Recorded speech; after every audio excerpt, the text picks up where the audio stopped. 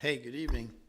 It's now 5:03, and we're calling the regularly scheduled meeting of the Boerne ISD Board of Trustees to order. To determine a quorum, on my left, we have Jessica Davila, we have Superintendent Dr. Thomas Price, myself, Rich Senna, Harlan Fryer, Donna Sharp, and Joe Tidwell. Pursuant to Texas Code 5.51.071.074.02. We will now go into closed session to discuss matters of appointments, resignations, purchase, exchange, lease, or value of real property, and consult with legal counsel regarding other matters. So it is now, and we now have Garrett Wilson here. This is now 5:04. We'll go into closed session.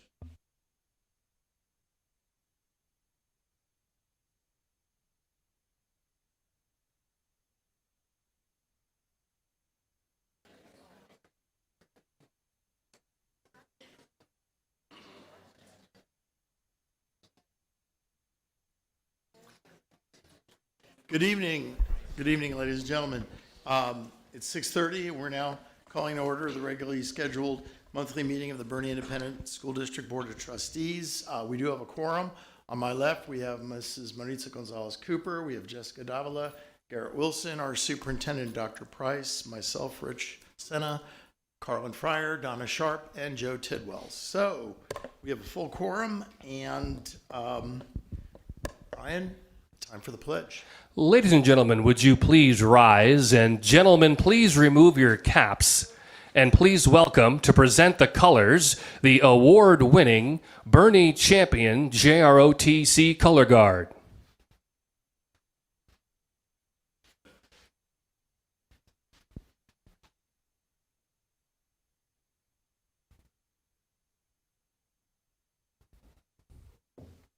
Colors. Hope. Present. Colors. And now, please join students from Boerne Middle School North as they lead us in the pledges. I pledge allegiance to the flag of the United States of America and to the republic for which it stands, one nation, under God, indivisible, with liberty and justice for all. Honor the Texas flag. I pledge allegiance to thee, Texas, one state under God, one and indivisible. Order. Colors. Colors. Post.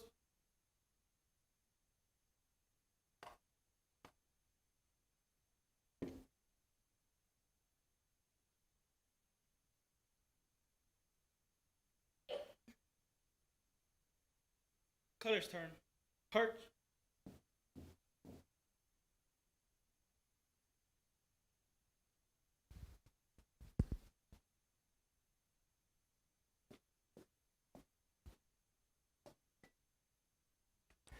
Please remain standing for a moment of silence and prayer.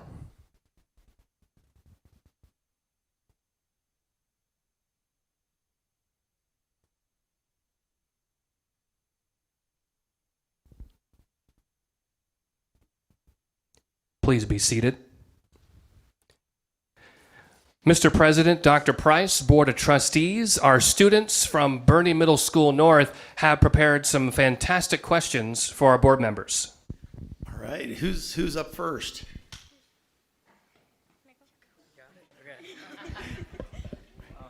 We're more scared than you are, I promise. My name is Cooper Thompson, an 8th grader at Boerne Middle School North.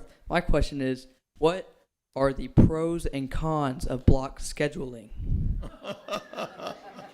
Dr. Price, I think you're... You are trying to get us beat up on the way out of this meeting.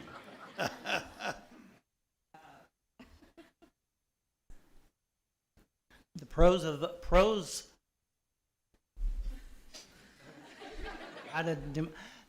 are if it's done correctly, there's more time on task to do long-term things like experiments in class, projects in class. It gives also, on the flip side, it gives done correctly, gives teachers time to plan because they have that hour and a half off. What's against it is with a lot of our children with ADA have problems with organization and going from one day to the next. It also is costly where a block schedule at each of our campuses for like a north. If you were going to do that on a traditional schedule, you could probably use, I'd say, 6 to 7 less teachers, which is equivalent to about $350,000 to $400,000 per campus. So it's a cost factor. That's really the pros and cons. Thank you. It also limits the number of electives. My name is Kennedy Rickman, and I'm a 7th grader at BMSN, and my question for you is, when will there be a need for a 4th middle school? Kennedy, are you related to the band director at Middle School North? Yes, sir. Well, that all depends on growth. We opened up our 3rd middle school in 2018, Voss Middle School in Bergheim. And at this point, there's quite a bit of capacity when you add the 3 middle schools together. It does depend on growth, but I think certainly within a decade, perhaps a little bit less, we'll need a 4th middle school. Thank you. My name is Abigail Zuniga. I'm a 7th grader at BMSN, and my question is, what made you want to become a board member? Good question. Folks?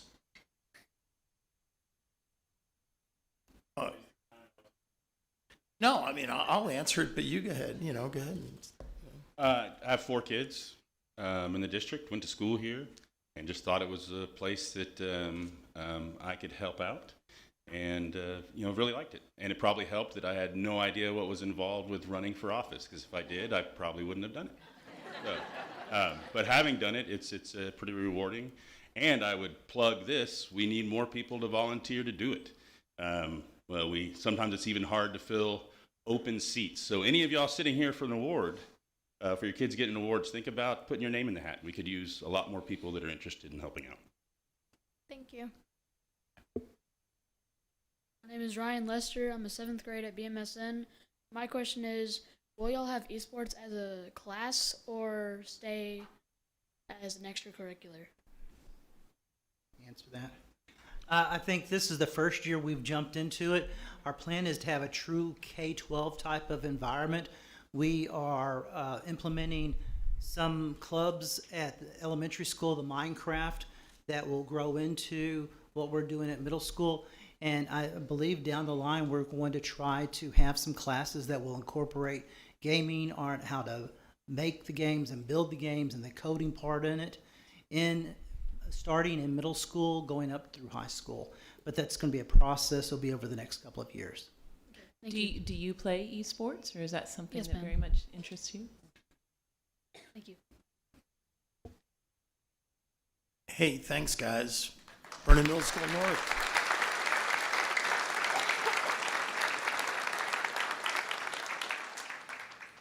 Okay, Mr. Benway, I think it's that time for, we need approval of the agenda. Move we approve the agenda as presented. We have a motion and a second. All those in favor say aye. Opposed, same sign. Okay, motion carries. All right, Brian, we have commendations, correct? Yes, sir, Mr. President, Dr. Price, Board of Trustees, and all of our guests tonight. Board, if you could come on down, please, as we get set for our pictures. This is, to me, and if you've been here before, you've heard me say this, my favorite part of our board meetings, because we get to honor the accomplishments of our outstanding students and staff. Tonight, we have 8 separate groups that we are commending, totaling 150 students, and staff tonight. And we ask those of you in the audience if you could please stay until the very end of commendations so we can go nice and quick and make sure that people aren't up and down so we can have our full attention up here. So we're so excited for you to be here tonight. And we are starting off with our 2023 Boerne ISD Campus Teacher, Rookie Teacher, and Support Staff of the Year winners. Let's first bring out our Teachers of the Year.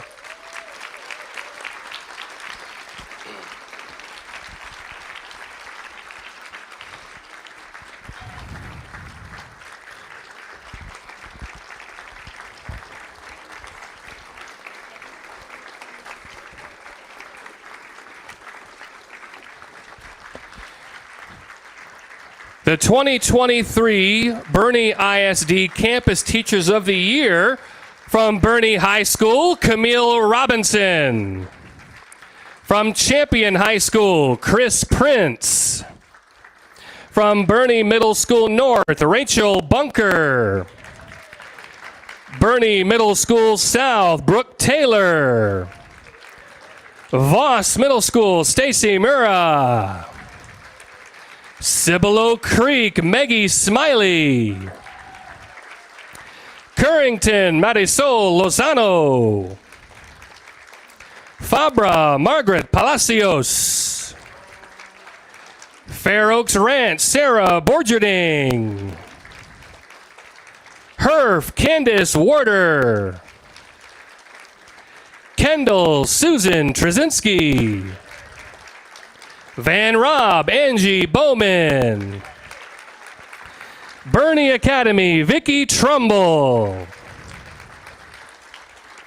At the March 4th Boerne Education Foundation fundraiser, Rock On, the District Teacher of the Year was announced. And as you all know by now, Boerne Middle School North's Rachel Bunker was our District Teacher of the Year.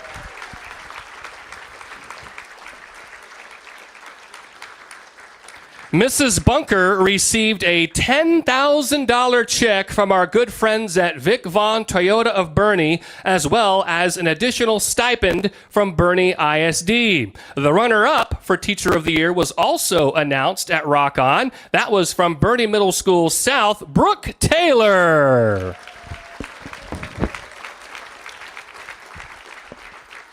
Let's give it up one more time for our 2023 Teachers of the Year.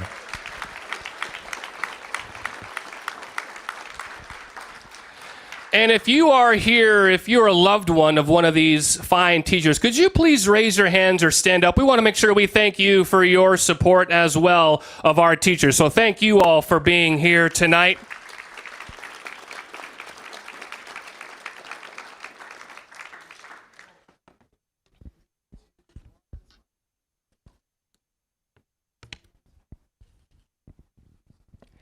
Congratulations again, and thank you very much for being here tonight. Please welcome the 2023 Boerne ISD Campus Rookie Teachers of the Year.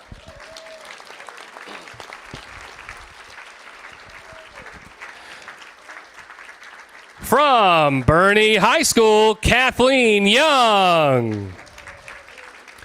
Champion High School, Julie Parker.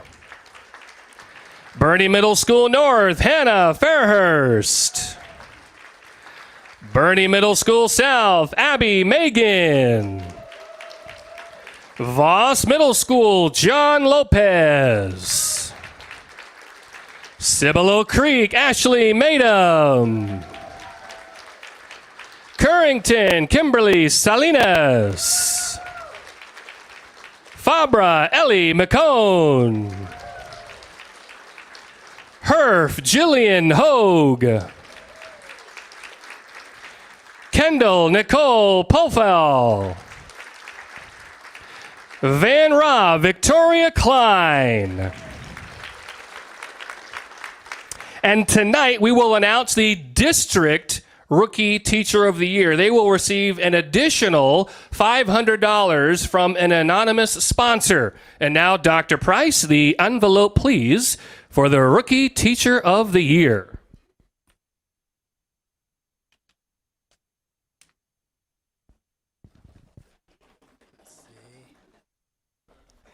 Hannah Fairhurst. From Boerne Middle School North.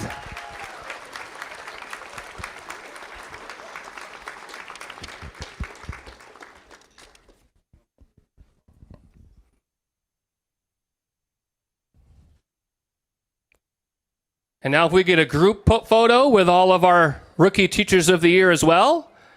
And thank your loved ones as well for being here. Thank you very much for supporting our Rookie Teachers of the Year. This was the first time that we had a Rookie Teacher of the Year category.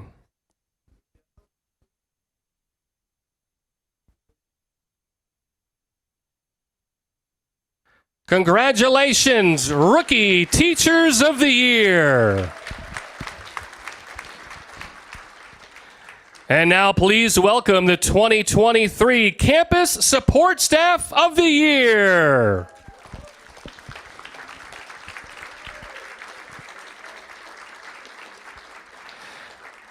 Boerne High School, Jesse Kleinpeter. Champion High School, Ashley Poppy. Boerne Middle School North, Nicole Willingham. Boerne Middle School South, Rodrigo Patino. Voss Middle School, Cindy Turner. Cibolo Creek, Jeanette Zeller. Currington, Melva Shrunk. Fabra, Nareda Narato.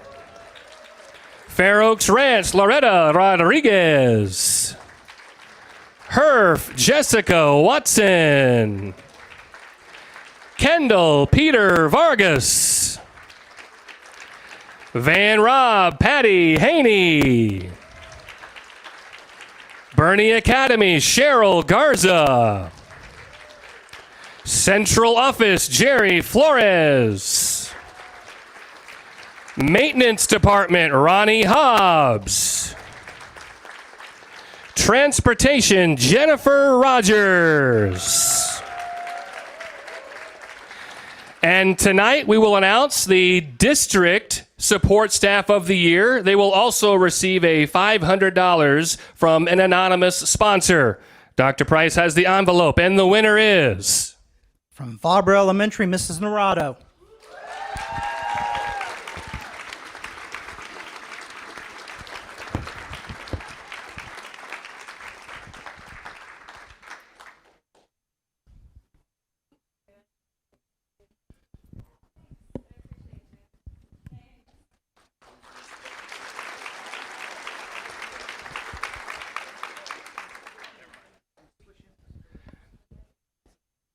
And if you're here supporting our support staff and your family, thank you very much for being here and supporting these fine, hardworking individuals. We appreciate that support for them as well.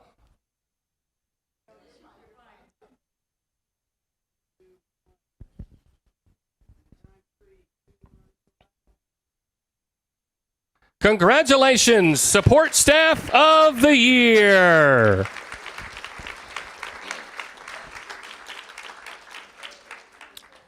And up next begins our student commendations, and we have some fantastic ones. Let's first bring out the 2023 UIL Class 4A State Bronze Medal Boerne Greyhounds Girls Basketball Team.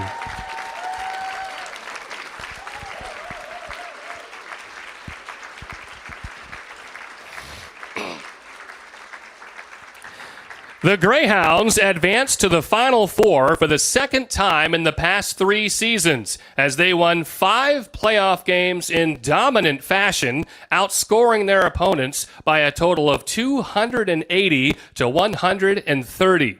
In the regional championship game, the Greyhounds defeated rival Fredericksburg 49-40 to advance to the Final Four at the Alamo Dome. In the state semifinals, the Greyhounds fell to Sunnyvale in a hard-fought matchup to earn the bronze medal.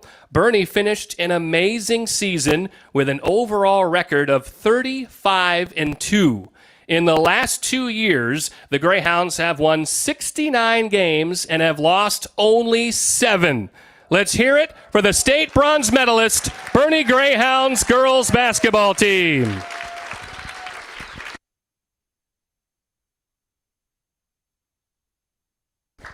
And if you're a parent or supporter of the Greyhounds, could you raise your hands too? We want to make sure we thank you for supporting this fantastic team.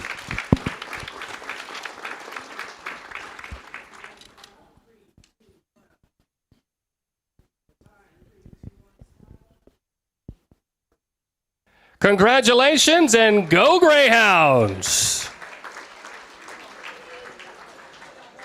Up next, another Final Four team. Please welcome the 2023 UIL Class 4A bronze medalist Bernie Greyhounds boys basketball team.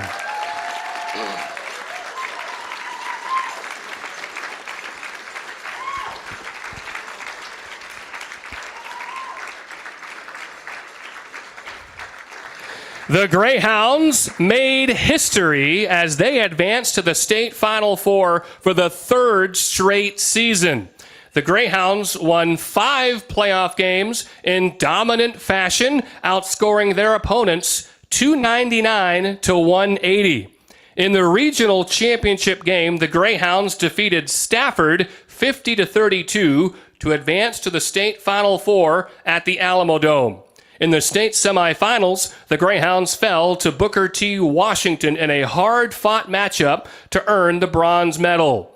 Bernie finished an amazing season with an overall record of 32-6.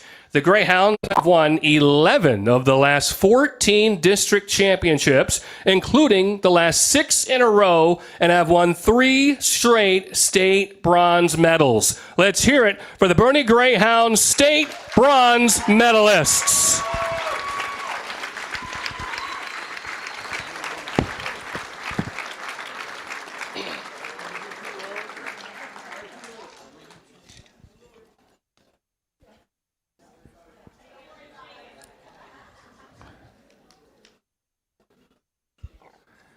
And thank you to the parents of the Greyhounds for supporting this fantastic group as well.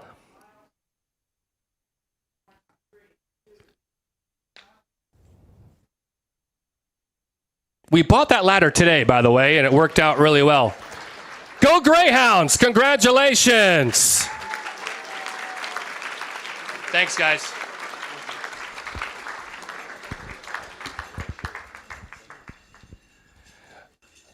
Up next, please welcome Champion Chargers film students who qualified for the UIL Young Filmmakers Festival state competition.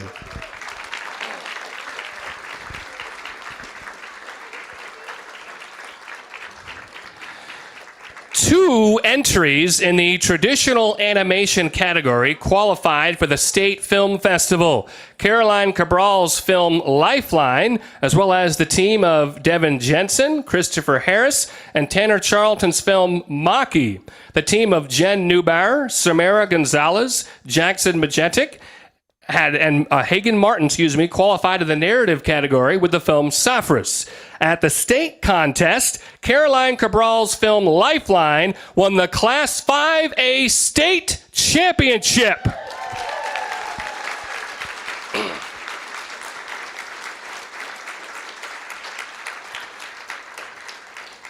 And the state champion Caroline, she wrote, animated, and illustrated the film, as well as composed the music.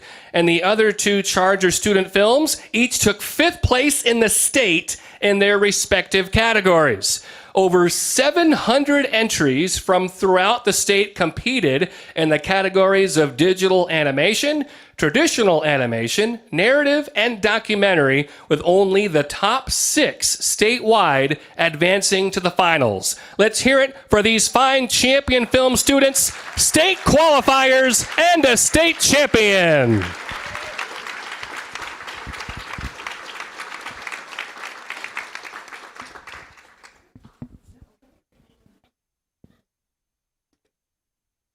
And if you're here supporting these fantastic young filmmakers, thank you so much for supporting them. If you haven't seen their work, you can head to our website, BernieISD.net, and watch their films. Fantastic. Congratulations. Great job.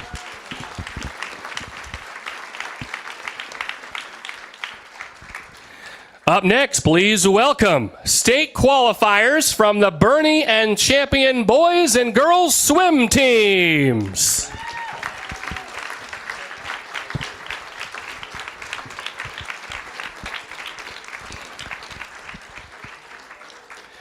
The Charger boys and girls swim teams each captured the Region 4 Class 5A championship and set several school and pool records. At the state meet, senior Griff Orloff won the UIL Class 5A state championship in the 100 breaststroke, and he set a new school record in the event.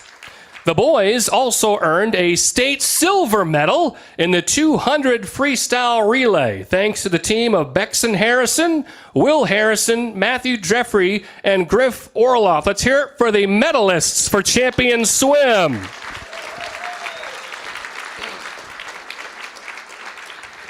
At the state meet, the Charger boys placed 5th and the Charger girls finished 7th in the state. The Bernie Greyhounds qualified for the state swim meet for the first time since 2008 and had 13 swimmers advance to state.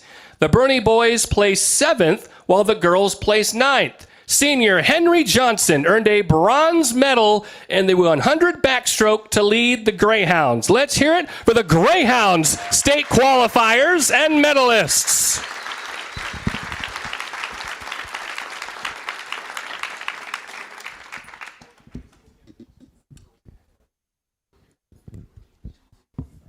And thank you to the parents of these fine swimmers for supporting them all season as well.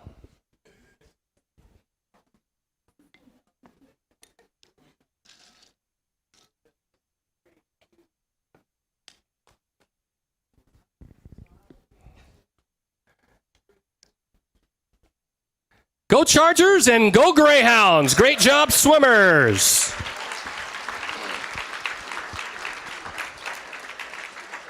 Our next commendation honors Bernie and Champion art students who advanced to the State Visual Arts Scholastic event. Let's give them a round of applause.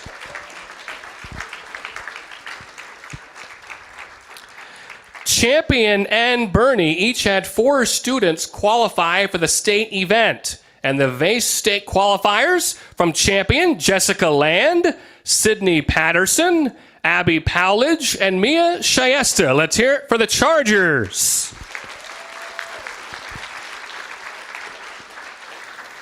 And the Greyhounds are unable to join us this evening, but Braden Gardner, Olivia Norwood, Lauren Bird, and Michaela Jones also advanced to state. Let's hear it for the Greyhounds. Over 35,000 pieces of artwork are submitted in the statewide competition, with the students you see here in front of you placing among the highest in the state. At the regional event, students are interviewed and their artworks are judged by certified TAEA jurors. A rating of 4 is the mark of an exemplary work of art, and these students have done just that. And mark your calendars, the state competition for these fine students is April 29th in San Marcos. Let's hear it for our art student state qualifiers.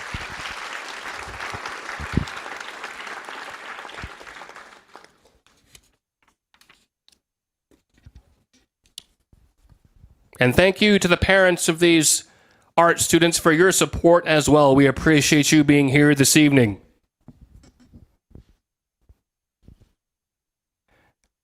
Congratulations. Thank you all for being here tonight.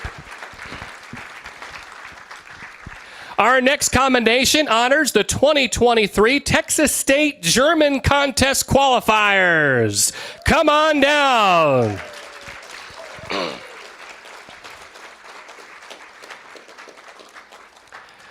5 Bernie ISD students won first place in their respective categories at the 2023 Texas State German Contest.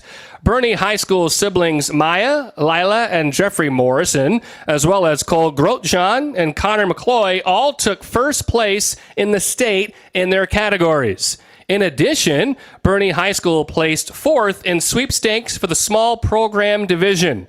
In all, the 2023 Texas State German Contest featured over 700 students from more than 40 schools who competed in over 90 events. Congratulations to our secondary students who advanced to the Texas State German competition.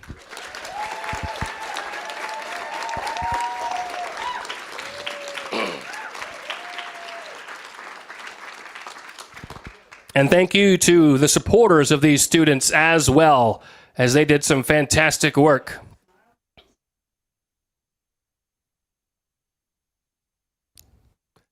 Congratulations. Thank you for being here tonight.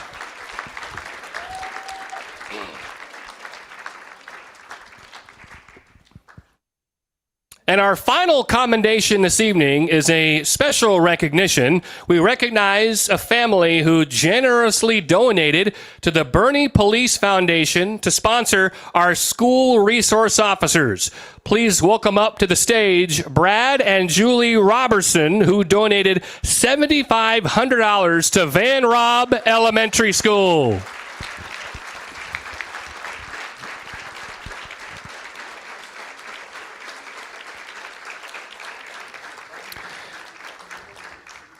The generous donations assist in standardizing equipment and acquisition of specialized equipment across all 12 BISD schools. This includes providing additional tools necessary to expedite response times in the event of an emergency. We would also like to recognize Ray De La Fuente from the Bernie Police Foundation for his hard work and dedication to organize the fundraiser. Let's give Ray a round of applause. And Ray would also like those in the audience to know that we still have 4 schools that you can sponsor. So look Ray up, and Ray would be glad to have your donation for one of our 4 remaining schools. We would also like to recognize John Henderson of Legacy Farmstead for their fundraising efforts. Thanks to the families that you saw last month and to the Robertsons, our schools are equipped with the necessary safety resources to keep our schools safe. Also, we want to thank Bernie Police Chief Steve Perez, the Fair Oaks Police Department, and the Kendall County Sheriff's Office. Let's give them all a round of applause for all they do to support Bernie ISD. Mr. President, I will yield the floor back to you. Thank you all for coming to commendations. If you had a student and are here for commendations, if you'd like to sneak out before we go to our next topic, this would be the time to do so. Thank you very much. If you want to stay, we have a fantastic financial report coming up.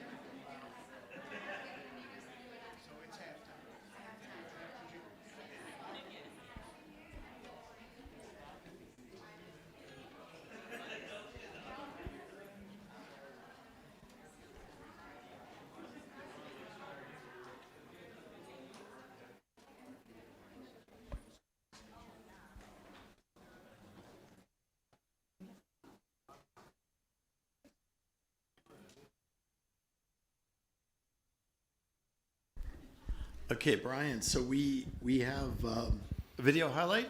Yes, sir, Mr. President. We have our Bernie ISD video highlights, which this month has our latest BEF wow moment. And we're very excited about our March Limelight student recipients. So here are the video highlights for the month of March.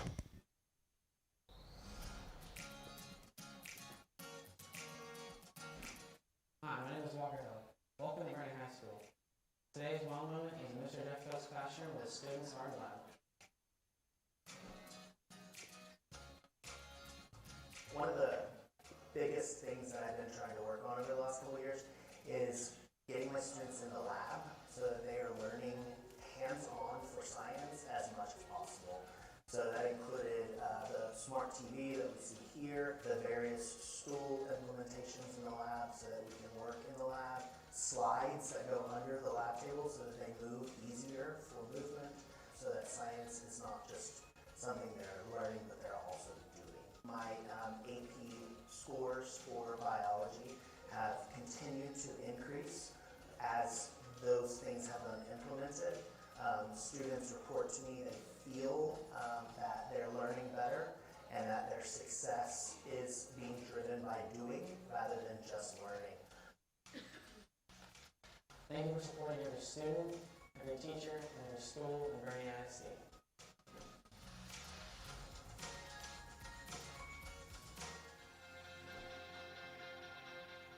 This month's Limelight recipient is Sophia Scott, a 5th grade student at Cibolo Creek Elementary. Sophia is a proud member of the Politeness Patrol, a school organization that promotes kindness on campus. She is also a school mentor and advocate for school diversity. As a member of the Student Council, Sophia shows leadership and a strong character which helps promote student ideas and concerns. Her teachers and fellow students say that she is super dependable on everything that she does. When not in class, Sophia takes onto the field as a star soccer player, where she is a wonderful team member. Sophia is an excellent Cibolo Creek Cub and a great example of a Bernie ISD student. Congratulations to this month's Limelight recipient, Sophia Scott.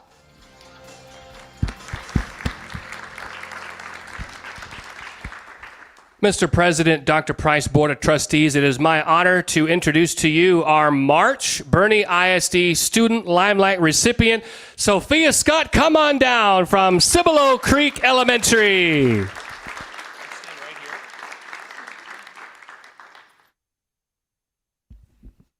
First of all, congratulations, Sophia, Thank you. for being an outstanding student. And every month, usually board members have a few questions for you.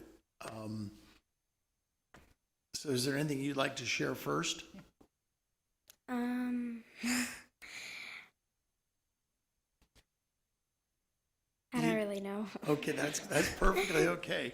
Board members, what questions do you have for Sophia? Sophia, I'd love to ask you about the Politeness Patrol. Was that your idea? Did you recruit people to participate? Tell me a little bit about that.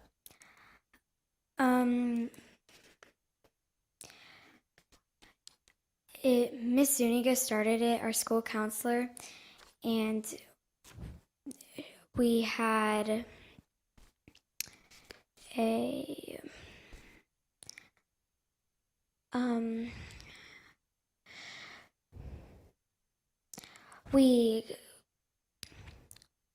a bunch of kids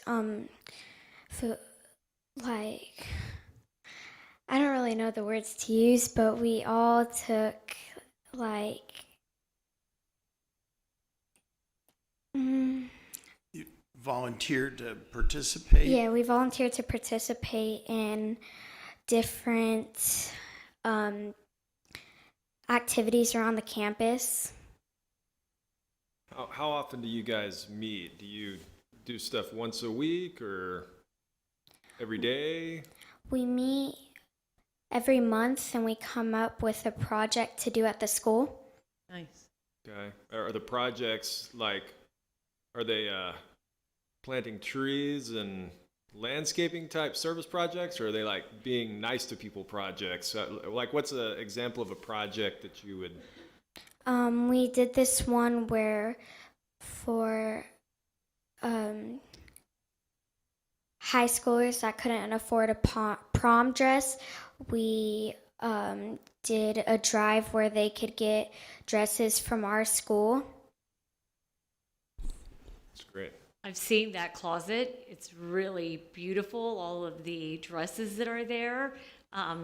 That's such an amazing program that I'm not sure that a lot of people know that we have, but I think that's really, really special. Glad you were a part of that. I've heard about Beautiful that. dresses. I actually have dresses in the back of my car that I've been trying to give to somebody. So where do those go? Where can I give them? I'll donate to, where do I go? You can donate to our school. I'll take them to your school then. Okay, very good. Thank you. You're welcome. You know, Sophia, you're learning a really important life lesson.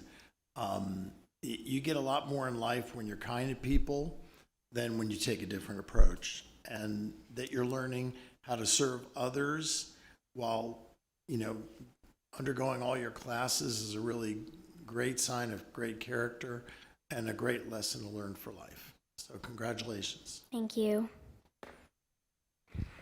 Let's hear it for Sophia Scott. Congratulations. Thank you for being here. Okay, Brian, I think that's it, right, for the combinations and... Yes, sir. I yield the floor to you. Okay, item 6 on our agenda is visitor comments, and we do have 2 speakers tonight. So let me just read, a brief introduction to this part of the meeting.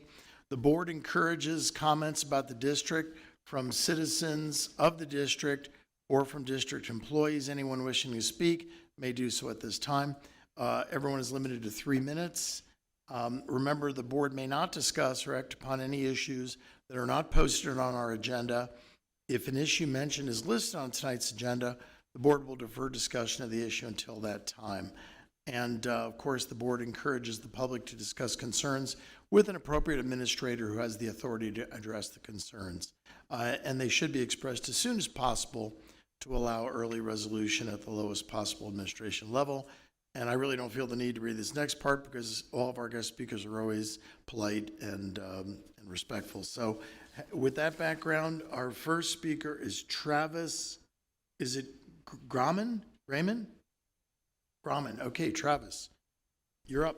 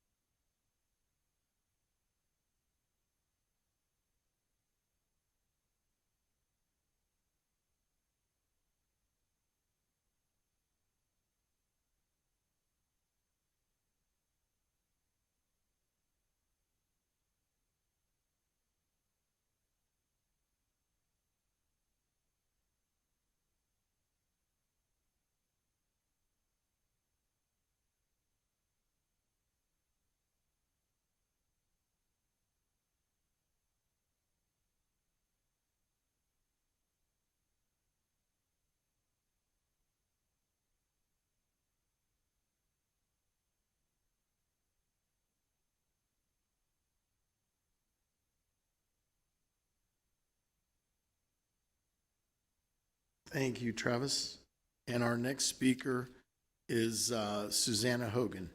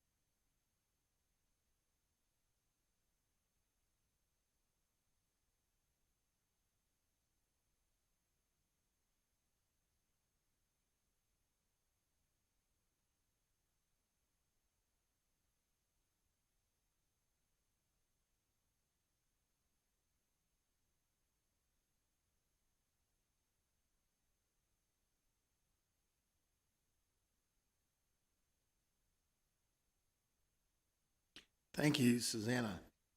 Okay. Item number 7 on the agenda is our consent agenda. Mr. President, I move that we approve the consent agenda as presented. We have a motion and a second from Ms. Sharp. Are there any questions on the consent agenda? Hearing none, all those in favor say aye. All opposed, same sign. Okay, motion carries. All right, item number 8 on the agenda, governance, board governance. So now's the time for reports. I'll just go around the room. From my right, Joe, any updates? Okay, Donna?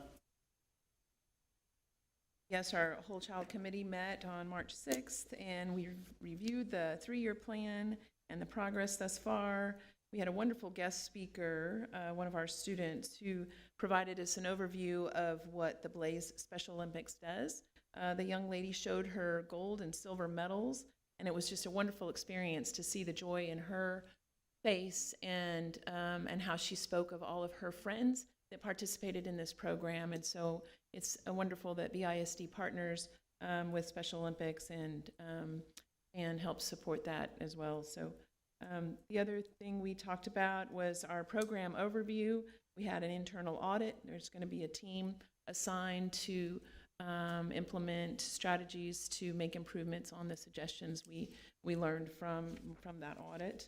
And then we had a review of our college and career readiness program.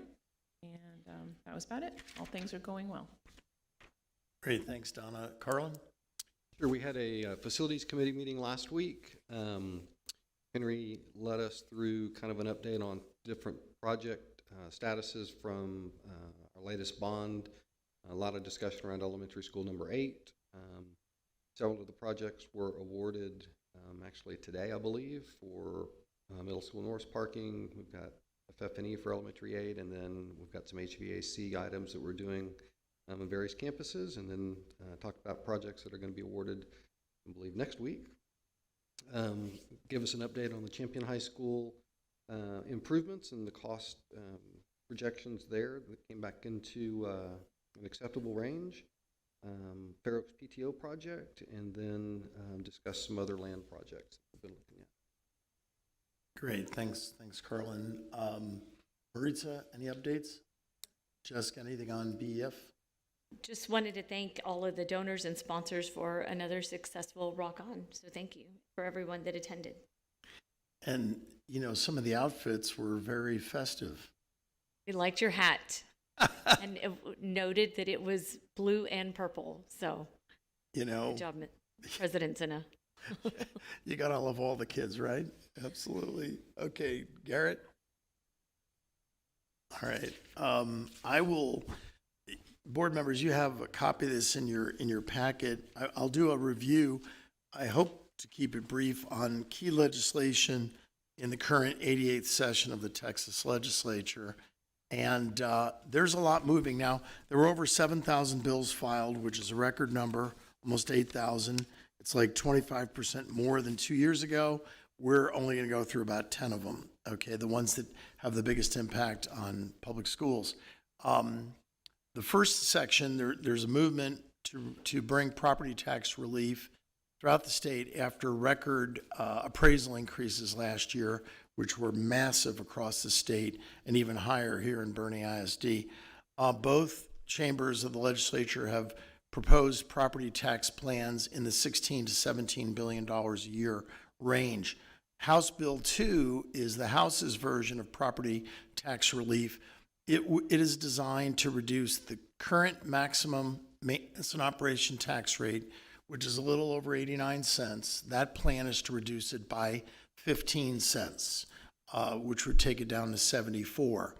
We, along with 70% of the districts in Texas, are at what's called the equity floor, which is 10% below the rate, the high rate. So the high rate would be reduced from 89. Actually, the maximum tax rate is already forecast to decline in 23 because of the appraisal increases. An additional decline would come from the 15-cent reduction, and that would reduce, our equity tax floor quite a bit.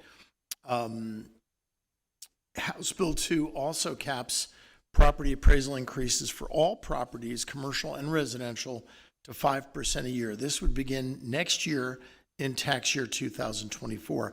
Now, there was a lot of pushback in the hearing on this particular issue. California has a similar system where they cap appraisal increases to 2% a year. And the opposition that's come up to this particular proposal was that in California, you could have one person that owned a business or a home for 20 years and another person that owned a business or a home and it sold 3 times in that 20 years. And every time it sells, they readjust it to the full market value. So it's conceivable that you could have 2 identical homes worth the same amount of money, and this home pays double the property taxes that this home pays. And so there was a lot of pushback on that. The lieutenant governor, he carries a big stick in Austin, has come out totally against that feature. And if I had to bet, I'd bet on the lieutenant governor. So, but that's in the proposal. Senate Bill 3, the Senate offered 3 different bills related to property tax reduction.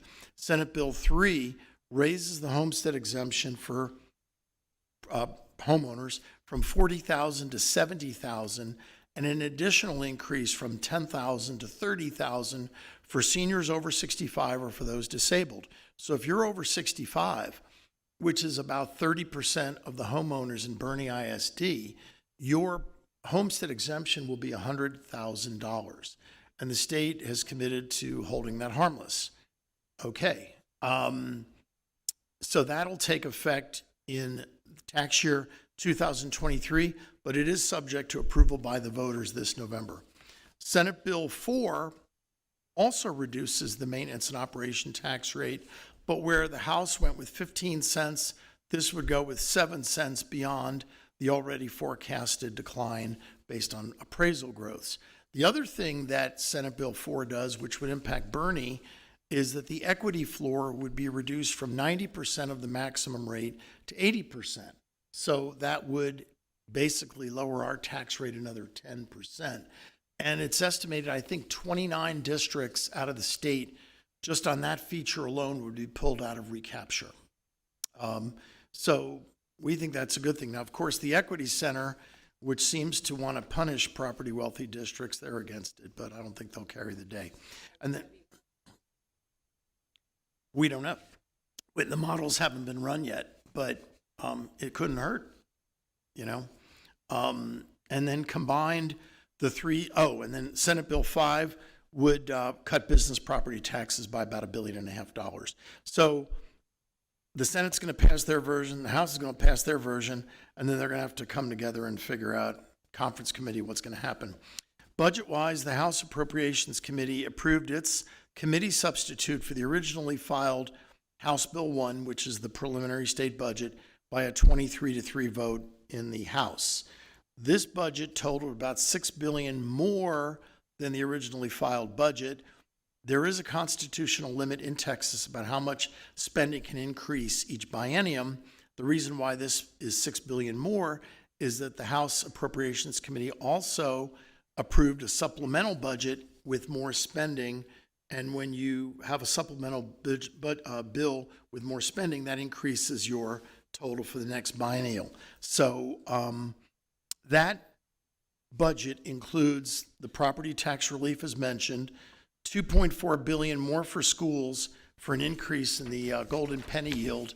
That's the 5 cents that we have on our tax rate that's exempt from recapture. That would generate some additional money for our district. And then an additional $5 billion for K through 12 education to be used in any way. Increase in basic allotment, teacher pay raises, teacher incentive allotment increases, increase to school safety allotment, or increases in instructional materials. They just put a figure, $5 billion. But to put things in perspective, every $100 increase in the basic allotment costs $1.4 billion.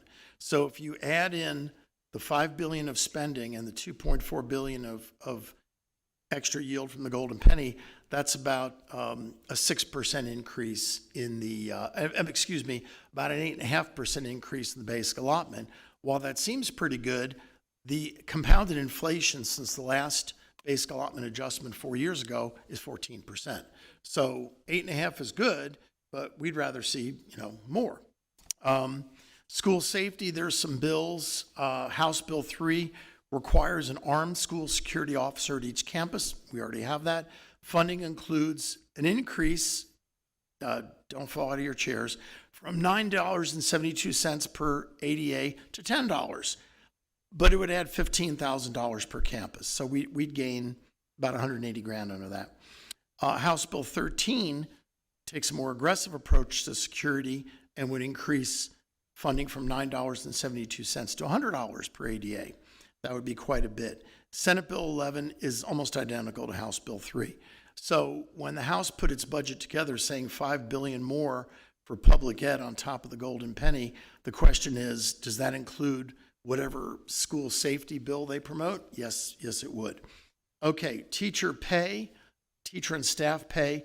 The big issue was in Senate Bill 9, which had a hearing last Tuesday that went on for, about 2-3 hours.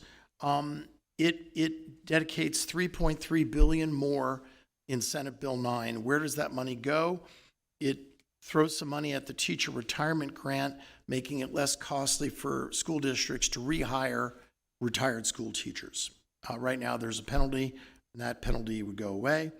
It increases pay for teachers, counselors, nurses, and librarians. In districts with more than 20,000 students, $2,000. In districts with less than 20,000, they said up to $6,000. Now, when they said that, there's no idea whether it's prorated as you go from 500 kids in a district up to 20,000. That wasn't specified. But that is a lot of the things in Senate Bill 9 are right out of the teacher vacancy task force put together by Governor Abbott, which was designed to try to improve teacher retention. And so money was also included in there for a teacher mentor program, financial support for pre-K for teachers whose children are in the pre-K program in districts that have that. So there were a variety of other things as well. TRS cost of living adjustment, House Bill 600 offers the first cost of living to retirees in 10 years, 4% for those who retired before 2013, 2% afterwards, but with a one-time bonus of $5,000 to be paid to those retirees currently 70 years or older. And I think that is designed to give some money to folks who've been retired for a long time who just haven't had any increases, The Senate has a similar bill. The only difference is it would be $7,500 instead of $5,000, but for those over 75. But the House, in its passing its supplemental budget, dedicated $3.5 billion out of the current biennial budget, because we have this big surplus, to fund this COLA for retirees.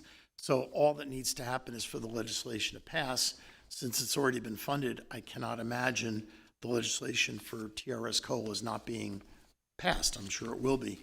That's that, and that's one of our legislative priorities, as was property tax reduction, as was raising the basic allotment and improving teacher and staff pay.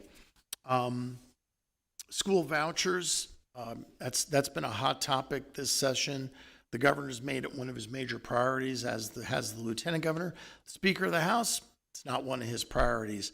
I'm sure there have been bills filed in the House relative to vouchers, education savings accounts, whatever you want to call them, but they're not gaining any traction because committee chairs have to put it on the agenda for a hearing, and since it's not a priority for the Speaker of the House, guess what? There's been no hearings. Whereas there was a lengthy hearing last Tuesday that went on past midnight, and it would establish, Senate Bill 8 would establish education savings accounts through the Texas Controller. The money would not come out of the foundation school program, but out of the general fund. Now, eligible students would be students who were enrolled in public schools the year before or entering kindergarten. okay? Is So that if K you're through 12 or K through 11 for the savings account? K through 11 to be, because it's for the next year. So if you're currently homeschooling your child, they would not be covered by Senate Bill 8. If your child is currently in a private school, same thing. Now, there were 3 other bills in the Senate that would allow for that, but the one, Senate Bill 8, was filed by Senator Brandon Creighton, who's the chairman of the Education Committee, and he carries a little more weight, and so that's the one that they're focusing on. The annual state contributions to the education savings accounts would be $8,000. That would be the limit. It's up to that amount, and it's about $500 million per year. So that's, and votes will take place on both Senate Bill 8 and Senate Bill 9 regarding teacher and staff pay sometime in the next couple of weeks. They're both priority items listed by the governor. Other key House bills, House Bill 100 would increase the transportation allotment and create a new math pathway allotment of $10 per student.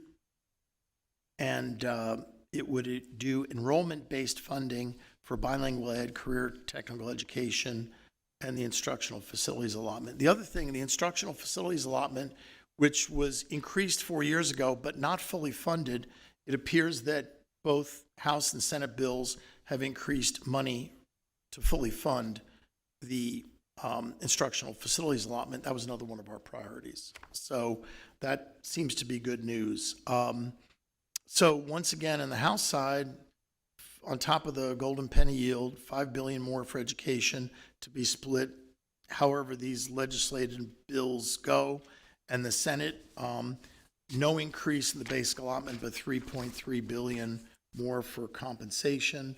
And so who knows what's going to happen, but that is an update on the bills that would matter, to us. So the reality is, Mr. Scott very well knows, it's impossible to put together a budget until we have a better idea of what's going to happen in Austin.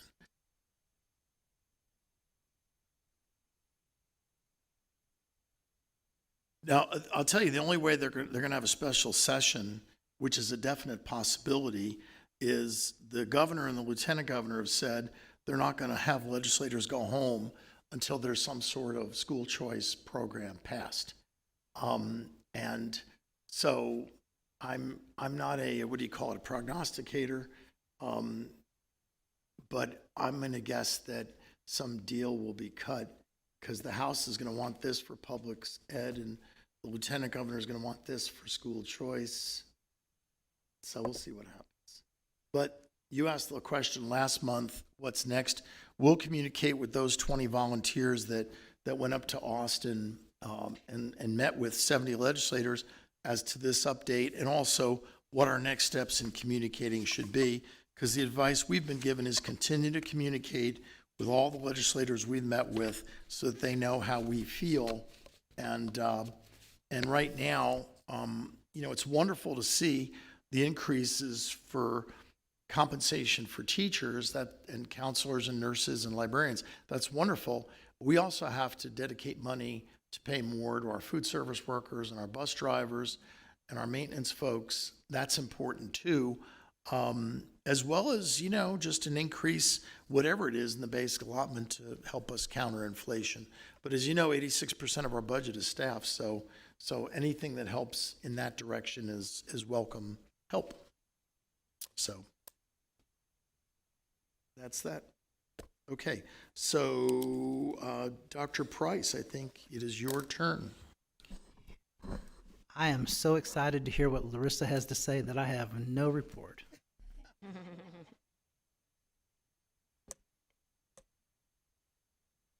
Now, you look a little surprised when he said that, Larissa. I mean, By the way, didn't you win a contest recently for something? You want to tell the audience about that contest? I will then. She's the grand champion of grand, right? Grand champion for the best beans and Shiner Texas. A barbecue cook-off, yes. There you go. And the her recipe will be posted on the Bernie Facebook page. The next. I can, definitely. You know, since absolutely. you are in curriculum and you do a lot of training, your department does a lot of training of staff, perhaps you would share this with SFE Okay, yeah. for our schools. I mean, because the last time I had lunch at Currington, their beans were pretty good, but I bet yours are better. Well, thank you so much. Good evening, Mr. President, Dr. Price, members of the board. Tonight I come to you with a progress monitoring report from our students assessed on the spring interim. All the data that I will be sharing with you ties directly to our pillar of student success. So the 22-23 school year is the first year, this is just a reminder, that all testing across the state is required to be done online. Bernie ISD has been testing our students online for the last 3 years. The STAR interim test is a fully online test. It measures student understanding of a broader span of student expectations. It predicts summative performance on the STAR test, so it's not a formative test, and it's fully aligned to the TEKS, meaning that the students, when they took the assessment, there are items that they had not been taught yet. So it's a complete benchmark. STAR Interim is also a free online test provided by TEA. And the way it works is it is an adaptive test. So based on the student answers in the first 12 to 15 questions, it then routes them to one of 3 levels for the second set of questions. And the results I'm going to be showing you are the percentage of predicted meets. And this provides an accurate view of where our students actually stand academically at the time that they took the assessment. And just as a reminder, the STAR does have 3 passing performance standards: approaches, meets, and masters. And for each grade and subject, the meets percentages do differ. But all of our district goals are set at the meets level. And just a reminder too, whenever you see a lot of folks who share their STAR scores, they're sharing their approach numbers. That's not quite on grade level, and so that's still passing according to the state. But that's why we chose a few years back when Larissa arrived to move up to the meets, because that's at or above grade level. That's where we expect our students to be, correct. So the first set of data that I'll be showing you are grades 3 and 4 in the subjects of math and reading. They are listed there, the number of students that took the English and the Spanish assessment, and the percentage of students at the meets percentage for each test. The interim tests are a full grade level of standards, and we did test early February. So half of the third 9 weeks and the full fourth 9 weeks of stands had not been taught yet. So compared to the Region 20, BISD averaged 8% higher in grade 3 math and 21% higher in grade 3 reading. And in grade 4, BISD averaged 15% higher in grade 4 math and 17% higher in grade 4 reading. Grade 5, we do have 3 assessments: math, reading, and science. Compared to Region 20, again, BISD averaged 17% higher in grade 5 math, 21% in grade 5 reading. Now, in science, that is still an area that we are addressing with intense planning. For our middle schools, grades 6th and 7th, again, they took the math and reading assessment. Compared to Region 20, BISD averaged 17% higher in 6th grade math and 28% higher in grade 7, 17% higher in 6th grade reading, and 22% higher in 7th grade reading. I'm very proud of our 6th graders. They have really, really shown some growth this last semester. Our 8th graders do take 4 assessments this year, and they are listed there. We do have some students who take algebra, and then we have some students who take 8th grade math, and the percentages are listed there. Compared to Region 20, BISD averaged 10% higher in 8th grade math and 56% higher in algebra. So our advanced students are doing well across the region. 8th grade reading was 18% higher, and 8th grade social studies was 7% higher. Now, I will draw your attention to that percentage. Our VOS students are not in that percentage. They are taking part in what's called a through-year assessment pilot, and so they were not given the assessment. So the scores percentage there is only Bernie Middle School South and North. Our high school students, again for high school algebra, are 9th graders, English 1, and English 2, which are our 10th graders. Compared to Region 20, BISD averaged about 4% actually below in Algebra 1. Again, that continues to be an area of continual progress and growth. 21% higher for English 1 and 17% higher in English 2. For biology and U.S. history, compared to Region 20, BISD averaged 21% higher in biology and 29.5% higher in U.S. history. And again, many of these items that the students were assessed on have not yet been taught. This final chart shows a comparison of our interim exams by subject area compared to the spring of 2022 interim. And I will note that we did take this assessment 1 month earlier this year than we did last year, and that had to do with just calendaring out the testing dates. But overall, we are very pleased with the results. Keep in mind that the STAR test is going to be new this year. It will have refreshed items and new item types. We will continue the work necessary to ensure our students' academic growth, and even with the new item types that are going to be that our kids are still practicing on, they're showing tremendous growth. I'm very proud of that. So in addition to that, please keep in mind that we will not receive scores, STAR scores, like we normally do in May, because it's a new design test and having to calibrate across the state. We do not expect scores until August. Now, we will receive raw scores, so we'll know how many questions a student got correct, but we will not know if it's an approaches, standard, meets, or masters. So because of this, we're going to use multiple points of data in order to determine which our target students are for summer school. So I just wanted to share with you the different programs that we will have for summer school. We will be hosting summer school at elementary, will be at Kendall, and our secondary will be at Bernie Middle School South. And so most of our programming there, of course, will be our bilingual, special education, House Bill 4545 for each grade level and subject. We do have a couple of enrichment programs, Minecraft and Science Mill, and we are expanding those to offer the full day. For secondary, again, House Bill 4545, our Language Academy, of course, we will have retesters in June. We have been promised that we will receive EOC results by May 31st, so we'll be able to get kids ready for the retest. Of course, I'll also be offering high school credit recovery for those students who are lacking credits. We will continue to offer those math accelerated programs, TSI prep, and of course, we'll be offering a coding class for our middle school students as well. Any questions? Larissa, going back to the predictive tests in grades 3 and 4, you know, we talked about how we performed above state average, but we didn't talk about the Spanish speaking. How are we comparing in those subpopulations? So what I shared with you are the cumulative, the English and Spanish together, aggregated results compared to the district, compared to the region, sorry.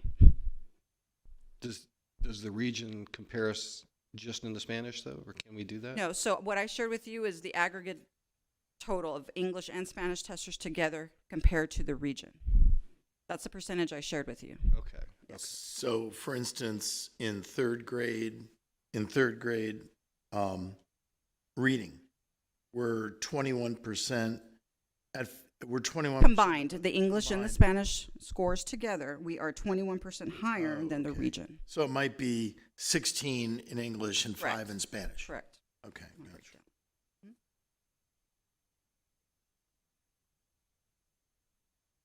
Any other questions, Carlin? Any other questions? Just two. I mean, it sounds like because there's a new test this year and that we did our interim spring test a month earlier than last year, it's really kind of hard to compare apples to apples. I mean, some of these were pretty close, and if they're a month earlier than last year, that's pretty good. I'm very optimistic about the results good. that we're The other question, the Jump Start in July. Yes, sir. Last year was our first year with Jump Start, right? That's correct. And, We will have Jumpstart at every elementary campus this year. and last year, we did it just at 1 or 2, right? The year before, we had it at 1. It was a pilot program. Last year was the first year we had at all 7 campuses. Oh, we And did we'll- have it at Yes, and 7. we will continue that again this year. Okay, and what qualifies somebody to get into a jump start? So it's really, we give the principals some criteria, but really as you're looking at your EcoDis, emerging bilingual students, really it's up to the principal using that criteria. Gotcha. Okay, thanks. Right now, I'll have to pass it over to Ms. Willis for technology, then I'll be back.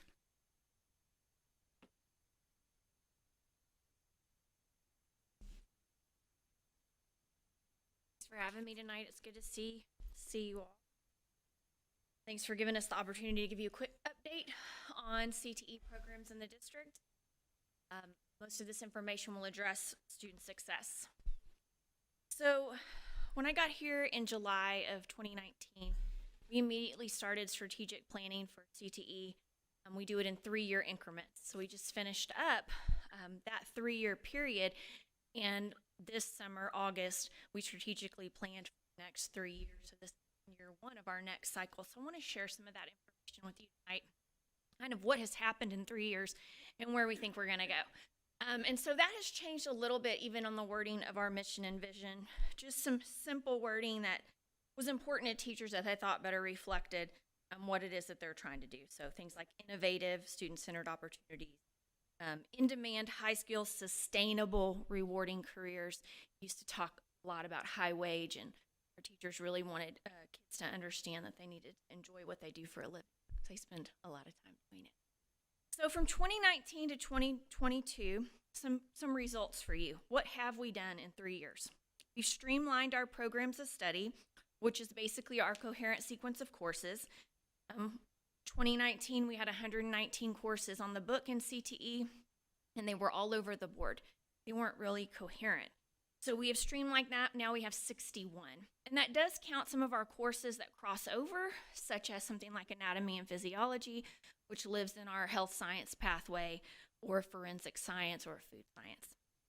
We updated our technology in our facilities, providing what we think is a more industry-based experience for our students. We've aligned our student certifications, or what I call IBCs, and our reporting process. We've made a more effective way for our teachers to report and for us to report to the state. We unified our advisory groups. Every program area in the past had their own little advisory groups, and we've unified that to make one large stakeholder group, CTE. We've increased our external practicum experiences. The numbers in student site placements of our students and their capstone experiences has significantly gone up, and I'll share more about that later. We've enhanced our stakeholder education events. CTE is out and about promoting really CCMR throughout the district, and we'll talk a little bit more about that as well. We worked collaboratively with special ed for more inclusion. We feel that it's a priority in CTE to make sure that all of our populations are served and that we have an inclusionary process. So in doing that, now we meet regularly in departments with special ed twice a year. In the past 3 years, it was at the high school campuses, and this last year we started doing it at the middle school campuses as well. We reviewed and enhanced our program branding. So that's something else that we've done. As far as the streamlining of the programs of study, just for your information, some of the methodology behind that has been saving teacher preparation time, resources and curriculum, and then, of course, still addressing our labor market demands. So what's coming? Teachers really felt that it was important when we looked at our strategic plan to make it a little bit more specific. So this time we came up with 3 goals and objectives for the next 3 years. We want to develop a culture that promotes completion of programs of study through marketing to students in our community. We want to provide opportunities for our students to explore several programs of study beginning in elementary, really backing all the way up to early childhood, and then developing their interest in that in middle school so that when they get to high school, they have a clear idea of those things that they're interested in and hopefully choose the right program of study. We are going to adapt our programs based on current labor market demands and stakeholder feedback. Kind of feel like that's something that's always a continuous process. So what does our labor market tell us? Over the last year, it hasn't changed in regards to demand too much since the last time I spoke to you. Well, what I will tell you is this, that when we talk to people like the San Antonio Chamber and our chamber here in Boerne, we find that everyone is in need for quality skilled workers. But our highest in demand is our STEM field, including IT, programming and cybersecurity, health science, hospitality and tourism, which in Boerne is our culinary arts program, business marketing finance. Also thought it was important to note that agriculture is still in a high demand in our area, construction, which in our district is architecture, education and training is growing, more and more demand. We know there's going to be a teacher shortage, energy and human services, just so you all going into looking at where we are currently in regards to our program of study. So this verbiage is straight from TEA. I've shared it with you before, but TEA's mission and vision is to develop these programs of study where students are having a coherent sequence of courses building upon their skills and culminating in a practicum, work-based learning experience and getting a student credential of some type. So then no matter what they do after high school, whether it be go to a career and tech school, four-year college, or right into the workforce or military, that they go in with skills and proof of those skills so that they can have a higher wage, which is really going to be very important, especially in the next 10 years. There is a link there to our current program of study document. It looks something like this. This is just kind of a cutout of the first 3 programs. They're color-coded. Right now, we're at 19 programs of study in 10 career clusters. So an example, a career cluster would be agriculture. Within our agriculture program, we have 3 programs of study: animal science, plant science, and ag engineering. You'll see on the right side, we have aligned every program of study to industry-based certifications.